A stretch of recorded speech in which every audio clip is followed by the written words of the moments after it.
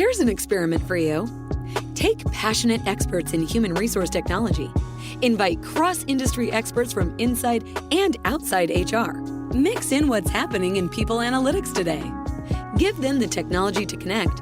Hit record. Pour their discussions into a beaker. Mix thoroughly. And voila, you get the HR Data Labs podcast, where we explore the impact of data and analytics to your business. We may get passionate and even irreverent, but count on each episode challenging and enhancing your understanding of the way people data can be used to solve real-world problems. Now, here's your host, David Turetsky. Hello and welcome to the HR Data Labs podcast. I am your host, David Turetsky. Like always, we try and find you the most fascinating people to discuss the world of HR data, analytics, and technology, people inside and outside the world of HR. Today, we have with us Susan Hunt Stevens, who is the founder and CEO of WeSpire. Hello, Susan. How are you? Good. How are you guys? Very good. And as always, we have our trusted co-host and friend from Salary.com, Dwight Brown. Hey, Dwight. Hello, David. Hello, Susan. Good to have you here. So, Susan, why don't you give us a little bit about your background and who WeSpire is? Sure. So I have a digital media and technology background for 20 plus years, much of that on the digital division of the New York Times. And so what does that have to do with HR data and HR tech? I'm sure you're wondering. About 10 years ago, a little more, I founded a company with a belief that you could use the best of interactive technology to close the gap between people who say they want to do something to be healthier, sustainable, and more inclusive, and people who actually do it. And that's about a 60 percentage point intent to action gap. And what we ended up finding is that it really worked with individuals, but that companies were even more excited about what we could do. And so we started running enterprise programs focused first and foremost on sustainability. And then that's expanded over the last 4 years to other aspects of what is now being called ESG, or environment, social, and governance programs in the enterprise. Some of the things you might be more familiar with that your company may have that falls under the ESG umbrella would be things like volunteering and giving programs. A lot going on right now, for example, in that area to support Ukraine. Well-being, and that might be fitness and health challenges, mental health, sleep, financial well-being programs, things like that. And then last but certainly not least, inclusive culture, things related to employee resource groups or business resource groups, as well as the behavioral aspects of what drives psychological safety, equity, and inclusion in a workplace. Great. Susan, now we know much more about you. So we ask every one of our guests, though, something that no one knows about you. Well, I love this question. And what I can tell you is that none of your listeners listening to this little intro would have any idea that on Saturday mornings, I get up and go learn old Irish step dances that have been passed down for hundreds of years by dance masters, most notably Dan Fury. And that once a month, I get online with probably 60 people from around the world to go through these songs as part of passing down not just, the songs themselves, but the steps that go with the songs. And it's an incredible community. It's a lot of fun. And it's a really good workout. I'm sure it is. And I'm glad you're doing it. I wish I could. But it's super fun and not that hard to learn. No, I'm sure. I'm just not coordinated. I don't have two left feet. I actually have no feet when it comes to dancing, which I was highlighted for this week when I went dancing in Puerto Rico and realized that my girlfriend could not teach me how to dance at all after 15 or 20 minutes of stepping on her foot. So we all have those things we're terrible at. And dancing is mine. Those things. Yeah. There's a reason David's not a dancer. That is correct. That is the reason I'm not a dancer. The reason I'm not a musician. Well, now you're a podcaster. I mean, you were probably a podcaster before, but now you're a podcaster. I am. Little known fact, I actually interned for National Public Radio 2 summers in college. So I was telling Dwight that he has an awesome radio voice. I did not have an awesome radio voice. And so going into technology has been a much better career path. Well, my mom told me for a long time I had a great face for radio. So Thanks, Mom. People on this podcast have heard me say that 1,000 times. So I apologize for the 1,001st time. So you had mentioned ESG, and we're going to talk a little bit more. We're actually going to talk the whole time today about environmental and social governance and its impact to the organization and how HR can utilize ESG in everything it does to not only connect with employees, but also to make their experience richer and to build that bond that, as we know, in the year of 2022, it's really critical to build as many very critical bonds as you can with employees to keep them excited, healthy, and engaged.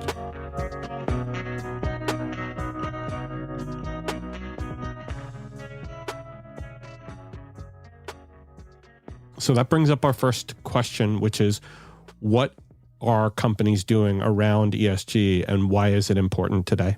Hi there, I'm Peter Zollman. I'm a co-host of the Inside Job Boards and Recruitment Marketplaces podcast. And I'm Stephen Rothberg, and I guess that makes me the other co-host. Every other week, we're joined by guests from the world's leading job sites. Together, we analyze news about general, niche, and aggregator job board and recruitment marketplaces sites. Make sure you sign up and subscribe today.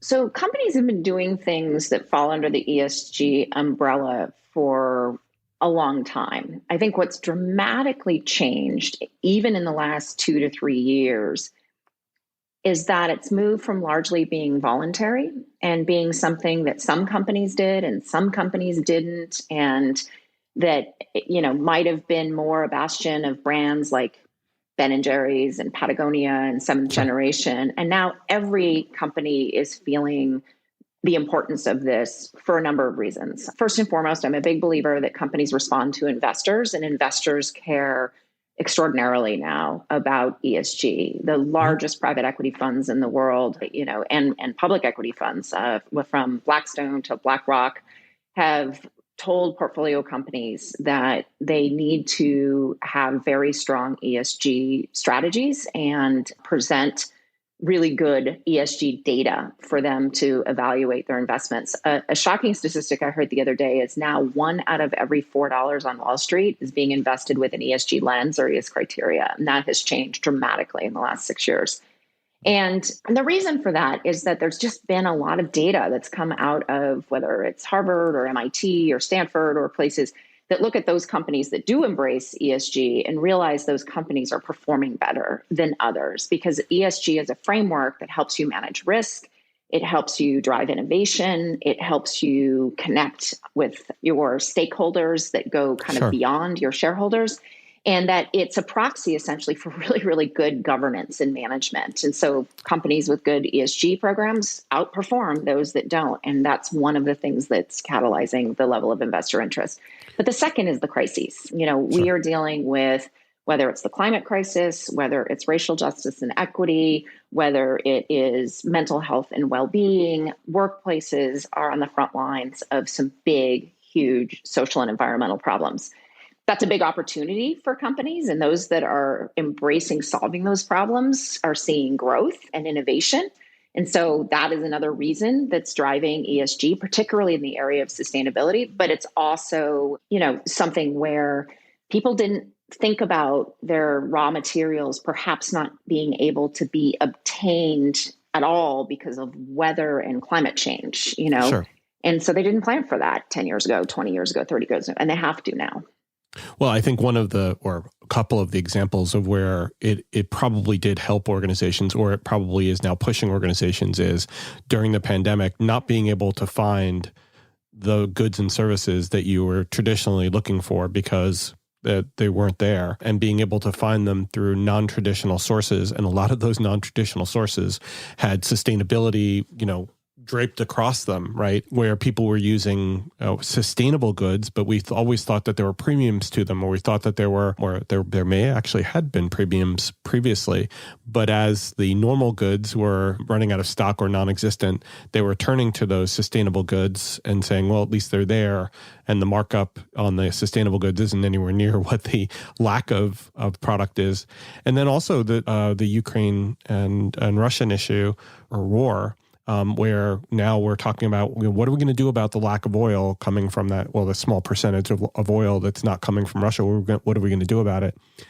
we haven't necessarily embraced yet the the sustainable piece of this. We're still going, we're going to find oil somewhere else, which is a little disappointing. But yes, it is now thrusting people to look for suppliers that are more sustainable, or at least the investment in those. Absolutely. The meme I saw the other day was the price of wind power has changed zero in the last 4 weeks. And so if you're powering off of renewable sources and you had locked into a purchase power agreement, your financials are just going to be better than somebody who had not done that. Right. And I did a presentation this week where I showed a graph on the CPI, and the CPI on gasoline had a 40% year over year increase. The percentage increase in gas, 40% increase from February of last year. Yeah. It's crazy. And we're all feeling it. And it's now going to affect the entire supply chain. It will. And those who have adopted renewables strategies will be more insulated than others. None of us have insulated, and none of us have embraced, things at the level that not only we should, given that, estimates are we have about 8 years left to cut emissions in half if we don't want to see catastrophic climate temperature increases, but because of this. I mean, the term that Tom Friedman uses is petro dictatorships. There are a lot of places that are really propped up by fossil fuels. And one of the huge benefits of transitioning to a renewable energy economy is that those folks lose some of their power and their leverage. And I think we're seeing that that's not a bad thing right now, given other grand plans that those or countries have, or at least their leaders have. Absolutely. But if we take it back down to the world of human resources and how that can affect, or how a good ESG strategy can affect HR. Like what you hear so far? Make sure you never miss a show by clicking subscribe. This podcast is made possible by Salary.com. Now, back to the show. Why don't we transition to what are the things that companies are doing to start building ESG thought processes into, or continue those thought processes into the way in which they're creating or trying to create better experiences for their employees? Absolutely. So the first thing most companies are doing is what they call a materiality assessment. And what they're looking at in terms of that assessment is what topics in the realm of environment, social, and governance are material to the company. And then the next layer below that is what topics are not only material to the company, but can be highly influenced by employees, or that employees are extremely passionate about. Because that top box of employee passion and materiality represents huge opportunity for getting employees involved, getting them engaged. And what companies are now learning is that engagement in those activities is having a big impact on their likelihood to recommend the company, their likelihood to stay at the company, and their performance. And so, that's first. Second is there are things employees are passionate about that isn't that material. And that has been the land of frustration for many leaders of ESG. But one of the things that we talk about a lot with leaders is that you can be doing all the right things in sustainability, but if your employees still see waste in the cafeteria, or your employees still feel like the packaging that you have on your products is a terrible unrecyclable plastic, they don't care that you're doing all these other things to hit your ESG targets. This is what they're seeing. This is what says whether you're authentic and consistent. And employees are increasingly calling employers out who are not authentic and consistent. And I think, I laugh with some of my sustainability leader friends who get so frustrated about the emphasis on recycling, for example, when they know that the real climate emissions might be in how they source their raw materials, or how the product is used in scope 3. But if those cups are just lying everywhere, or those plastic bottles are just lying everywhere, it does feel like you don't care. So I think that's the other thing companies have to really do, is recognize that an employee walks in and looks around holistically. They're not compartmentalizing, and they don't generally understand materiality, and that, this is only this percentage of our emissions. This thing over here is this much, so we're going to focus here. So educating employees around that and helping them understand, what really matters in ESG is a huge opportunity. And then once you do, getting ideas and innovation and involvement and engagement is actually very transformative for culture. And what's awesome to see is when you do that, do you get the HR outcome benefit. We've even seen research that shows that ultimately hits customer loyalty and revenue. Oh, of course. That it's an incredible chain. Okay, of course. The interesting part, and what I'm hearing from you, is being a culture shift. I think of past times when I've been in leadership positions and having employees come up and say, we need to do this as a company. And the expectation at that point that it was going to be a top-down, whereas the culture shift that seems to be taking place is more of an employee-driven. The employers are there as enablers, and they enable those pieces, but getting that engagement, that direct engagement, and giving them that voice and ability to take action, I think it really helps with that piece too. Absolutely. And I think the more companies can set goals, science-based targets, 2030, broad UN SDG goals, things like that, that gives the framework for action. We've set these goals, we've set these targets. This is what we want to accomplish. And what that does is it helps to harness that energy towards the things that ultimately matter, because that energy is there. I think employees just generally don't know what to do exactly, or necessarily how to get it done. And so there's that grassroots energy, but you do have to provide on-ramps for that engagement and clarity around what you're hoping to accomplish as a result of that engagement. Yeah. I wonder if there's also a reticence, given the fact that some of the things they might be suggesting might be too expensive and might cause margin burn, or might also be things that will erode profitability and therefore maybe not as popular with executives. As, even though they may have that ESG impact, they may not have a good impact on profitability, especially near term. That certainly used to be the general belief. These are the right things to do, but they're not necessarily good for business. They're going to cost us more. It's going to take more time. It's going to slow things down. The reality is the data shows it's exactly the opposite, that these initiatives in the aggregate, and in embracing these things in the aggregate are incredibly good for business along a number of fronts. Walmart really was one of the first to demonstrate, the billions of dollars of savings that they were able to generate by looking at their world through a sustainability lens. And then as you get people involved in mental health and well-being programs, inclusive culture programs, you begin to realize these are the things that kind of go after, I would call it the last bastion of huge business improvement opportunity, which is that we have kind of accepted as business leaders this disengagement level, that it's human beings, it's normal, it's work, and all of that. And sure, there's some shining examples of some individual charismatic leaders who've been able to, turn the tide, but that's not what most people can do. That's not going to stand for much longer, because I think you can do things to dramatically improve employee engagement. And these programs, these kinds of programs, are an absolute tool in your toolbox for creating an environment that's the best place to work, that people want to be at, that they're healthy when they are there, that they feel included and belong, and therefore they're higher performing. And I think we shouldn't accept 40, 50% disengagement anymore. It's fixable.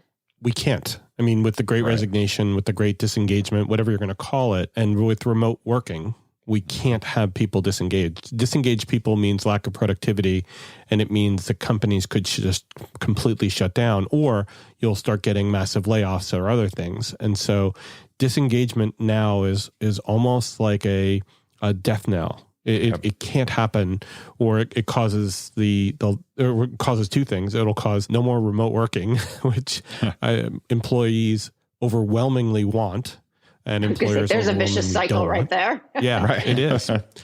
But also disengagement comes from, and we've talked about this a lot in the world of compensation. you don't lose people because they're not paid right. You lose people because they hate their managers, and the straw that breaks the camel's back is pay. They say, oh, well, there's a job over here that'll pay me more, and I don't have to deal with this manager anymore.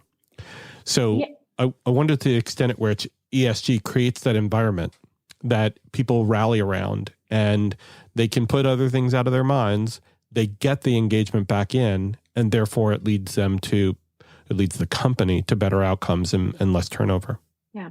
It's interesting. The manager being blamed for most disengagement, I actually think takes companies off the hook too much and puts too much of the problem at the manager-employee relationship. I'm not saying that's not a key driver. It absolutely is. But we work with cultures where people are leaving who have incredible managers because the company has not decided that they're going to get out of a business that these employees feel like is destroying the planet.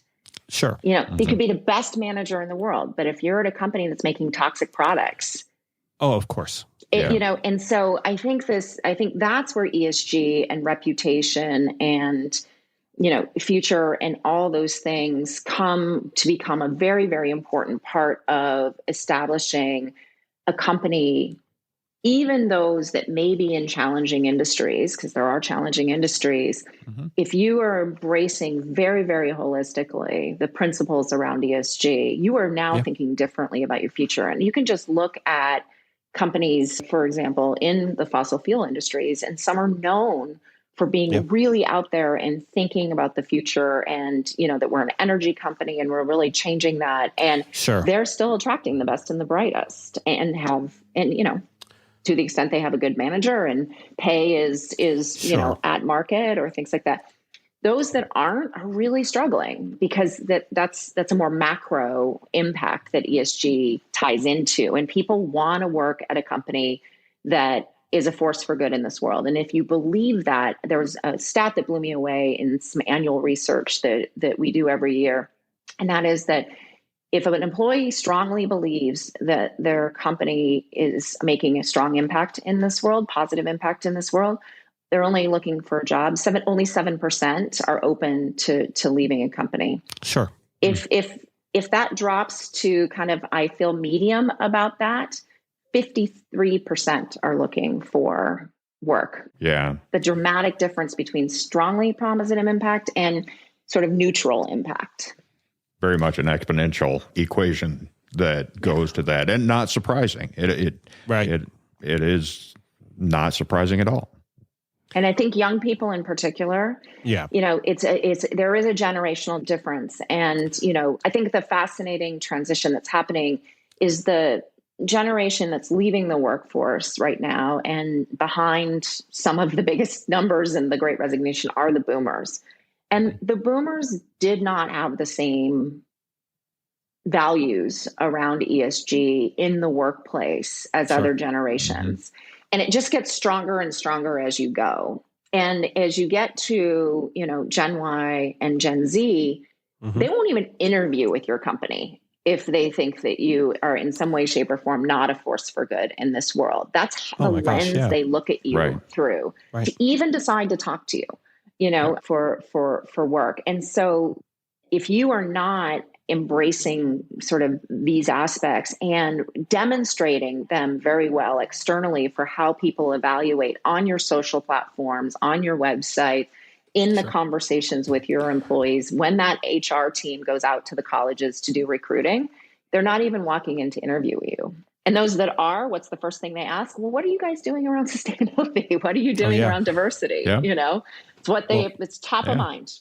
I think Regulation SK also put that out there, that in the ability to report on material issues, whether it's material issues in HR or beyond, I think what we found is that people are now also doing their research and looking at the company and looking at what they're telling their investors and saying, Apple, hey, you said you were going to be more equity focused. You were going to be more equity in terms of your sourcing of goods, and you were going to be more equitable in terms of your hiring practices and your pay practices and all that stuff. What are you doing about it? What are you? And then, I think we all know about what happened with Google and, with what one manager, one person said about something that had to do with ESG. And then it kind of threw everything into a tailspin for them for a while. So I think that there's public ways for people to find information, and the transparency around those things are better than they ever have been before. And to your point, generationally, there are groups that support or that are more comfortable with those things. And then there are, like my dad, if he were still alive, he wouldn't know how to get that. And he also drove a 1954 Buick Century that's still sitting in my garage, which was a gas guzzler, right? Which at idle, at a light, the planet would go. So, but those things weren't as important to them. And so, we have a better lens. We're better consumers, hopefully, of the planet than they were. We have a generation that's coming in that expects us to put our money where our mouth is. And Absolutely. We've also got the crowdsourcing generation. So if they don't like it, it's going to get out there. And, And they're voting with their feet. Yeah, they're voting with their feet, and they have, and we all have access to information that is unparalleled in history in terms of what companies are doing. And that transparency is forcing a lot of companies to have to come to grips with some pretty unpleasant facts about their supply chain or their way they treated their people or, their factory conditions or things like that. It's not a secret anymore. It's not hidden behind that veil of secrecy that used to, the corporate veil. It doesn't exist. And it's too easy to spread, and it's too, and it is ire provoking when you see, a company dumping chemicals into water streams or, the consequences of oil spills, and the visual nature now of media certainly makes the impact of the abuses even more, visceral, I think. And so it provokes a level of employee activism that just we haven't seen in the past.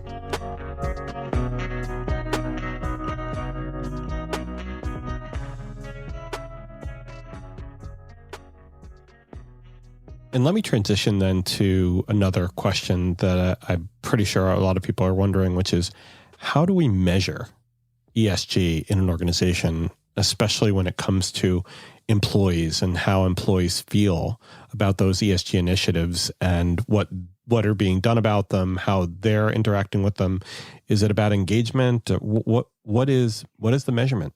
Yeah, so I think there is not yet an ESG engagement index, and we certainly think there should be, so that you could evaluate and benchmark on a consistent basis across companies. But what you can look at are some of the metrics that underlie the various components. So, for example, in the area of diversity, equity, and inclusion, you can look at a company's diversity statistics. Increasingly, those are going to be public and probably regulated and mandated pretty soon. You can look at if they're reporting pay equity, and also executive to frontline worker differences. Different companies have things around that. But the metric I love, and which every company was measuring and working on improving, is psychological safety. It's a 7-question assessment, and it's a way to really look at whether any employee in a workforce feels like they can bring their whole self to work. They can make a mistake without fear. They can take a risk. And there's been incredible research showing that those companies with the highest levels of psychological safety are the highest performing companies. And we've done work that really shows that you can do everything right from a pay equity standpoint, from a diversity hiring standpoint. But if you don't have equivalent levels of psychological safety between men and women or underrepresented employees and us, then you are going to have challenges with having a representative workforce at all levels. And that really is something that can move the needle. So that's a big metric in the area of inclusion. In sustainability, Scope 3 emissions touch on the employee. It looks at what are the employee emissions related to commuting, transportation. Right. I think the big thing, a client called it the tsunami that's we're about to hit, is with a hybrid workforce, does the company have to start looking at the employee home footprint? If they've got a 100% renewable strategy, if they've got a net zero or carbon neutrality strategy, but everybody's working from home 3 days a week, do they need to know what that is and count that, offset that, things like that. And so that's a big question. And then obviously in the area social impact, it's not just how many hours you're giving to the community, how many dollars are being catalyzed to the community through your efforts, but what is the outcomes? What are the impact of those efforts? One of the clients we worked with, their initiative was really about delivering self-esteem education to middle school girls, and so how many lives were influenced by that programming? I think one of the things that you're kind of pointing to is that we have a ton of opportunity to not only recognize what we have been ignoring over decades, for history, by the way, of it's okay to be sad. It's okay to be a human. It's okay to bring yourself to work. We have good days, we have bad days. And the ability for us to have a shitty day, pardon my French, and still work where you work, it's something that a lot of us kind of worry about, especially in the tenuous nature of the employee-employer relationship these days. And the ability for organizations to recognize that they're employing humans and not AI bots, it's important. We had Adriana Dineno from Infor who talked to us about an employee resource group where it was about it was okay to not be okay. I think that was the name of it, wasn't it, Dwight, of our episode? Yep. But she talked about, mental health in the workplace and that, it's okay to have a bad day. And it's okay to have mental illness as part of who you are and still be a productive member of the organization and society. Absolutely. And I think one of the things that really exacerbates the need for this and the importance of this is the shift away from humans as part of an industrial revolution process to people's knowledge and ideas and brains being the major output of work. And that as a result, if that brain isn't feeling good, then the work is going to really, really suffer. But when we really were cogs in the industrial machine, I'm not saying that wasn't important, but it wasn't ultimately why you were there to some extent. You were there to be almost machine-like.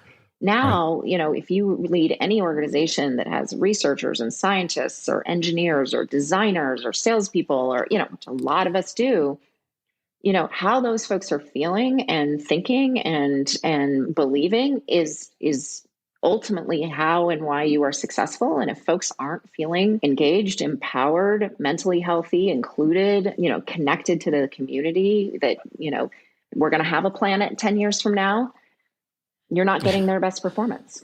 Right. And you don't have to walk outside and get a sunburn, in the middle of January in Massachusetts.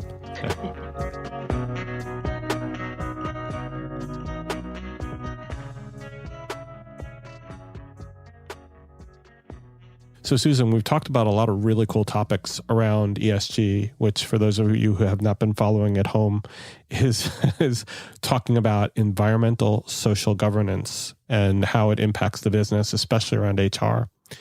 And we talked about examples of ESG in an organization and also how to measure it. Susan, anything else that you wanted to add that we haven't already talked about? I just would encourage every listener, if they're in a leadership role, to dig deep into your ESG strategy and engage your employees. It'll be transformative to your culture. But if you're an employee and you don't see your company doing things around ESG, hand raise. Most leaders of ESG I know started out as passionate individual contributors and built the function inside their organizations. And there's still a huge need to do that. There just aren't enough folks who know this world and have led in this world. And so why not you? Absolutely. It's a great pedestal to stand on. Absolutely. Susan, thank you very much. Thank you. It's great to be here. And thanks for having me. My pleasure. Dwight, as always, thank you. Thank you. And thank you so much for being with us, Susan. It's been really informative for me. And thank everybody for listening. And if you found value in this, please follow us. If you know somebody who might find value in the podcast, please send it their way. Thank you very much. Again, take care and please stay safe. That was the HR Data Labs podcast. If you liked the episode, please subscribe. And if you know anyone that might like to hear it, please send it their way. Thank you for joining us this week and stay tuned for our next episode. Stay safe.